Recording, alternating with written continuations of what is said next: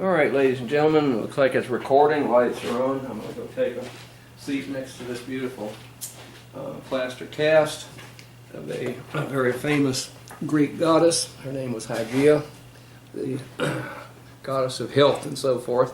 And I was lucky enough to get this from a art teacher of mine back when I lived in Greece for a couple of years, my last 2 years of high school actually.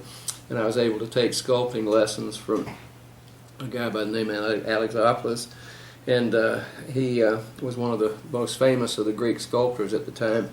I didn't have any sense when I was 16, 17, but I went ahead and did this. I've done this in relief, and got it hanging on an opposite wall. But this is a cast from the original, and it was touched up by a very nice woman, Ruth Aston, who was in Greece with me and her family, and I can't appreciate it, but it is a beauty, isn't it? That's the goddess of health and so forth and so on. That's where the term Hygeia dairy comes from, because it's supposed to be very healthy. Now, this is what's going on in Corpus Christi, and I want to dedicate the flowers to Miss Lynn and April 23, as usual. Okay, the flowers don't do her either one of them justice, but I've got to get that plug in. Anyway, we've got this show, What's Going On in Corpus Christi, airs Monday evening from 9 until 9:30 p.m. and then Wednesday from 10 p.m. to 10:30 p.m. Okay? Now, what I opened this show with was a talk that Mr. Jack Gordy gave to the Del Mar College Board of Regents. I think that was back on the 13th of this month, June. And he was very blunt about the activities that go on, and we are all, I'm president of the Taxpayers Association, we're all very interested in the squandering of our tax money and what has become almost civil war among the politicians and even Board of Regents members, say at Del Mar College, and city councils at each other's throats all the time. And I don't know about the county, I don't keep up with them that well, but I do know at the state they're always fighting and so forth. And everything's got to be politicized during this time of the, in history. And I think it's a civil war. And I think it's damn time that the politicians get together and work for the common good of the American people and not their common good and their personal good, and just, want to backbite, lie, cheat, steal, and so forth and so on. So my request of all of you taxpayers out there, if you're tired as I am of all politicizing everything, then, let's rise up and have a common goal in this country like my ancestors did when they were fighting the Revolutionary War up in not only North Carolina but Massachusetts.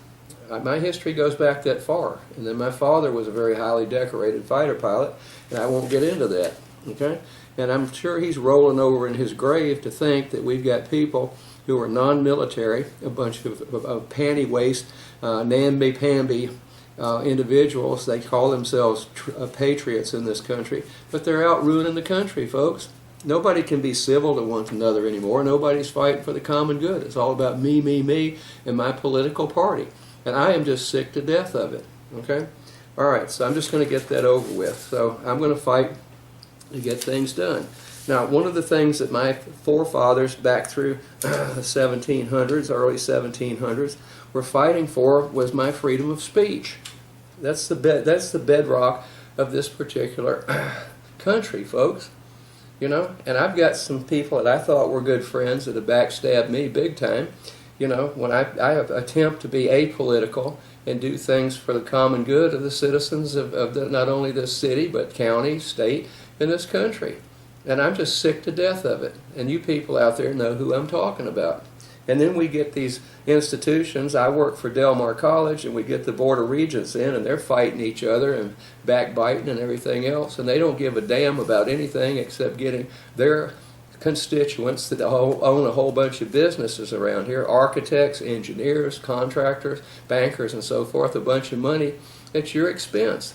And I'm convinced that there are only 2 or 3 regents at Del Mar College that give a damn about the education of our people here, and that's what you and I, ladies and gentlemen, are paying for. Okay? That's my sole goal. I do overload classes for essentially a pittance so I can get the students through and make a good living. And I guess I'm a freak for thinking about that, okay, and you know, bearing my soul, and then I fight them over there all the time because I'm damn sick and tired of it. Now, I believe in a person's freedom of speech. Now, I'm going to go back to what Mr. Gordy said about the Delmar Regents. Watts faces probe and a third, and now a fourth censure, folks. I mean, what in the hell is that all about? He's telling people that he believes in academics, okay? Not politicization of everything, and, you know, spending a bunch of money over there to hire a bunch of people that sit on their butts and do nothing except, you know, screw the system up. And I'm talking about the administrative bloat at Delmar College that has been perpetrated in part by the Board of Regents and in part by the president of Delmar College. He's got a PhD in community college administration. What the hell do you think he's going to do except try to bloat that administration some more and protect himself? He doesn't give a damn about students. I'm convinced of that. So if you'd like to counter that and come on this show with me, Dr. Escamilla, I'll be glad to debate you anytime, and I can show you that I'm very sincere about that. I've got enough statistics backed up to prove it, okay? I'm sick to death of it, and I'm going to preach it. So you can go ahead and get Mr. Augustin Rivera, the attorney over there, to go after me like you've done other very fine professors and try to make their life miserable. Well, folks, you ain't going to do it to me, okay? I've been there before, you know. I've been sued by you clowns before, and former presidents and everything else. And I'm still here, and you're gone. And I should just go ahead and go into a course of that. I'm still here, but you were gone, doodar, and I was right, and you were wrong, oh, doodar day. So, you know, as I told the Board of Regents several years ago, when I retire, you'll know about it. It's when that forklift backs out of the Garcia Science Building with a pallet on the top, and I'm sitting there with my dead body on top of that pallet. I just retired. But I don't think I'm going to even consider it a nanosecond before that time. Okay? So you're stuck with me. So I sure wish you'd shape up over there and do something for the sake of the students and taxpayers, and not just for the sake of all your contractor buddies and your architect buddies, you know, and your engineer buddies and your bankers. I mean, it makes me ill. Okay?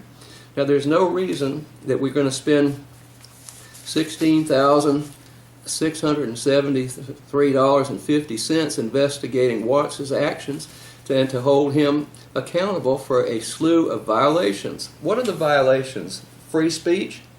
He says he wants to have an academic campus.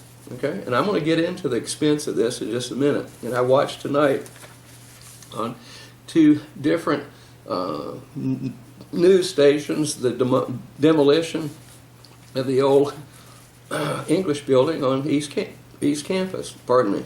Okay, I get all choked up when I get talking about this stuff. It makes me ill.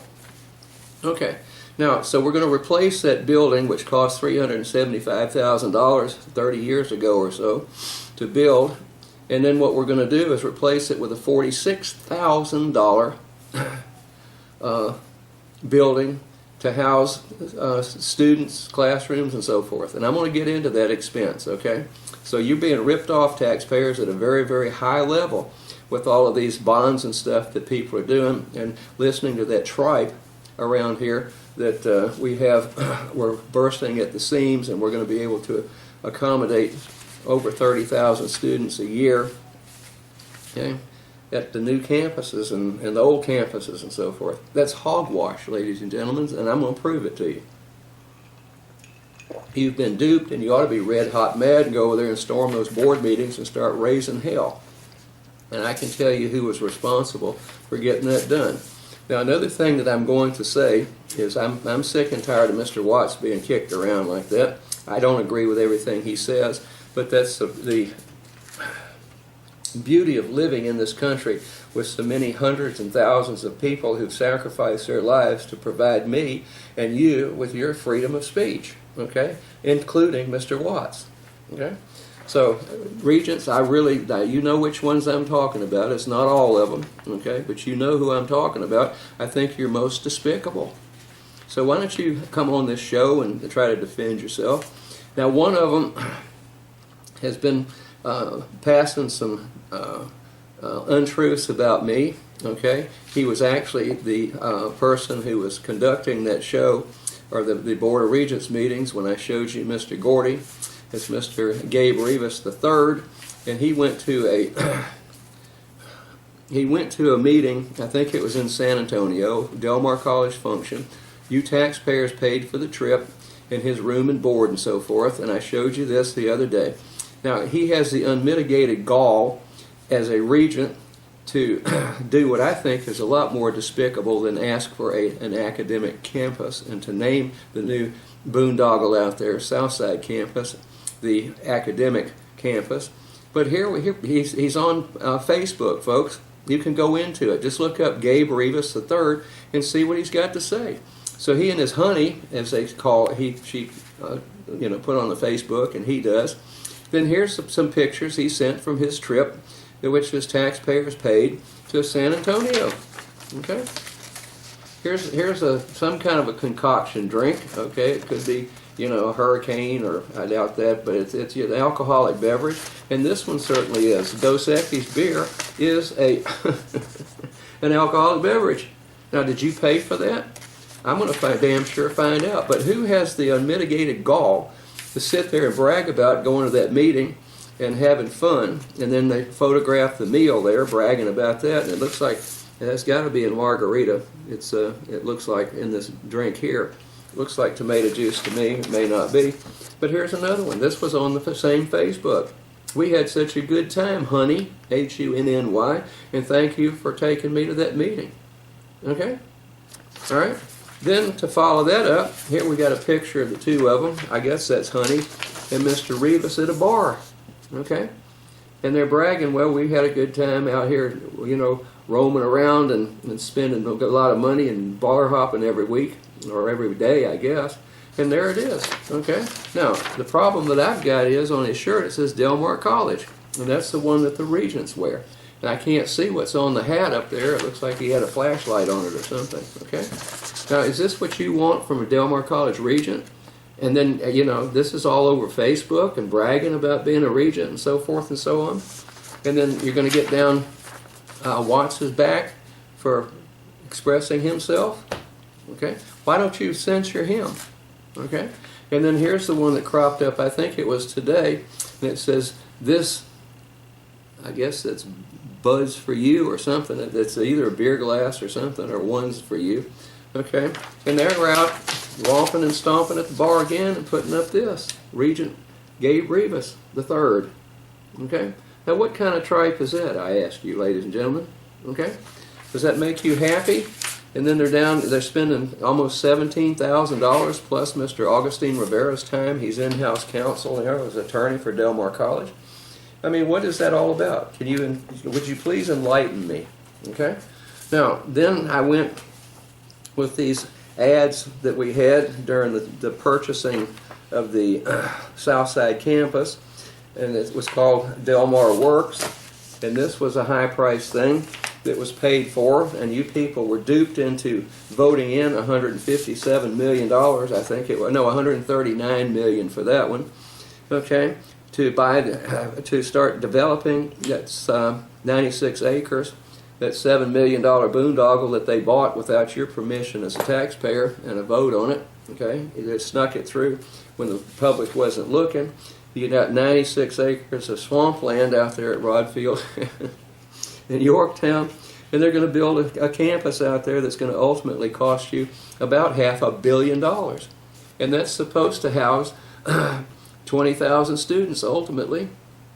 Okay?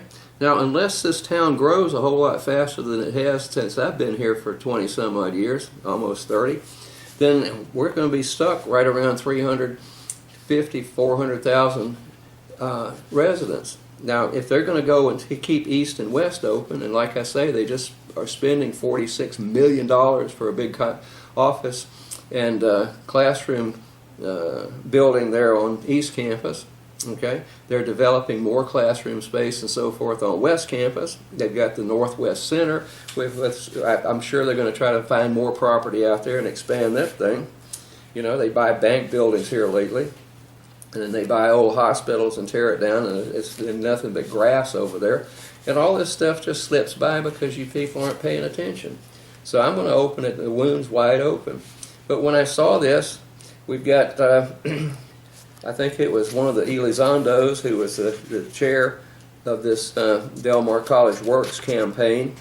And then if you go down and look at who contributed to it, it was all the engineers and Fulton Construction, Urban Engineering, WKMC Architects. They're not supposed to be our coordinating architect anymore, but I see the checks go out. Richter Architects, I think they donated $5,000 to this, and the last check I saw them with was a little under $500,000. Okay, and for what? Okay, and then you've got all these people that have contributed to this.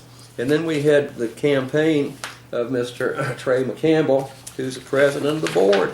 Okay, so I asked for all this stuff related to that campaign.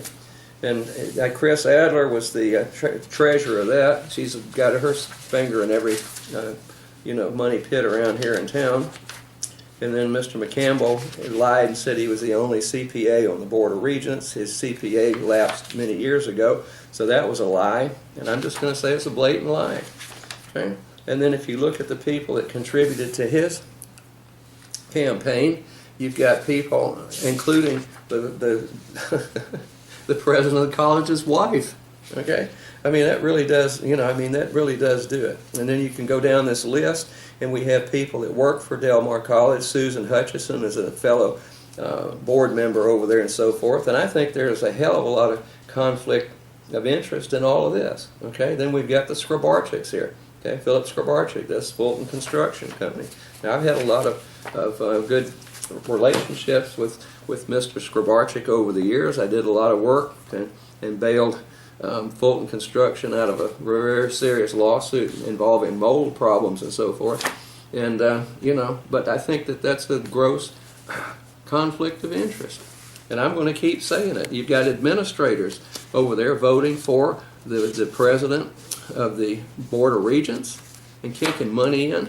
And then they're down Mr. Watts' back about this, that, and the other. They don't say anything at all to Mr. Rivas about being on Facebook over here preaching how much fun it is to go out and drink all night, I guess, and whatever he's doing, he's real proud of drinking, I guess. Okay? And, he's one of the main people that are going after Mr. Watts. And I think it's despicable. And, there are a couple of other regents that aren't so adamant about that, and one of them is a true CPA. But, folks, something's got to give over there. So what I want you to do is start looking at the website. I'm going to make it sure that it's up to date for the Taxpayers Association. On the first Saturday of every month, the Corpus Christi Taxpayers Association. Like I say, I am president. Mr. Jack Gordy is my vice president, and we're very vocal about things. So, I'll give you we're going to update everything online, and I'm going to start writing an article every week. And I hope that you people will go into our site and take a look at what we're talking about. And then please come by the first Saturday of every month. And so the board meetings are held over at the Small Planet Delicatessen. That's at Staples and Saratoga. Okay, it's at 2 o'clock, and there's a little meeting room in the back. So if this comes out before July the 1st, which I think it will, then meet us over there at 2 o'clock. Okay, and we discuss these things. All right, then I'm going to switch a little bit and say that I got the 2016 annual drinking water quality report from the city of Corpus Christi, Texas. And it says a superior rated water system. So I haven't had time to go through this. I know I don't know a damn thing about chemistry or toxicology and all, with my extensive research background in that, and terminal degrees in both chemistry and microbiology. But I'm going to look this over. But when we have water boil after water boil, and then we have people that say you can't even take a shower with the water, something's bad wrong, folks. And then we've still got the complaints from the last water ban. It wasn't a water boil, it was a water ban. And, people had said they were ill. And it says the state officials continuing investigation of the incident. And this is probably through the Texas Commission on Environmental Quality. Yeah, it is. And, they're slower than Christmas. They're the ones that wanted to give the permit because of the pressure from Rick Perry and his crowd up there with CEQ to get that Las Brisas Energy Center going. And then here's David Loeb, former city council person, and it says David Loeb is a commercial property owner, manager, and former city councilman. And this came out today. It says put city's water plants to work for taxpayers. So what he's going to do as a businessman and a property owner is he's got a method by which we can take the wastewater, and there's a lot of work going on with wastewater these days and upgrading our systems and our sewage plants to recycle that water. And then we can sell that to the refineries instead of the raw water that we have to process, and we can make some money. Now, I'm going to have to digest that one, Mr. Loeb, but if you're right, I'm going to give you accolades for that. And then just for grins, we've got Cheniere Energy wants Gregory Portland ISD's help to pay for a plant expansion. Just like voestalpine's over there polluting the air. And then we've got this thing coming in over there that, what is it, ExxonMobil and Saudi Arabian company's going to go over there, and they've buffaloed all the high rollers over there at Gregory Portland area to put in an ethylene production plant. And then they'll do the same thing that voestalpine did and say, oh, well, we didn't know. We'll offer to clean things up. That's after you probably do a bunch of people in. And folks, I don't know anything about toxicology and chemistry and environmental stuff because I'm just a poor dumb country boy. Okay? So you need to watch that. Now then they have the bump program over there, or nudge, or whatever they call it at Del Mar. And miraculously now, Del Mar College announces 31% jump in graduation rate. Well, my hat's off to some of them with that. This one guy is a vice president of Del Mar College who has kicked this thing off. Dr. Rito Silva, he's the one that went on a witch hunt against me and tried to get my ass in trouble.